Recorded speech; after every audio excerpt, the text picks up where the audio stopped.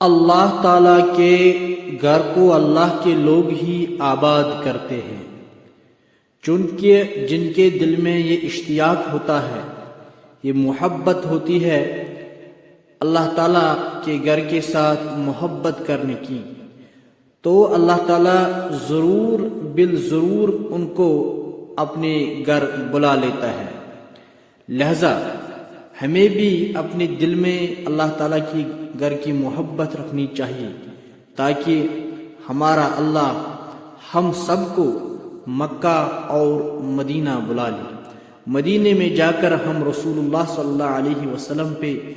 درود السلام پڑھیں گے، اور مکہ بیت اللہ شریف پہنچ کر ہم اللہ تعالیٰ سے یہی استدعا کریں گے، اللہ رب العزت آپ ہماری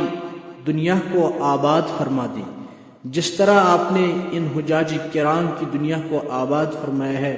اللہ رب العزت ہمیں بھی اسی طرح کرولہا گن زیادہ دنیاوی اعتبار بھی آباد فرما اور اخروی اعتبار بھی آباد فرما۔ وما علینا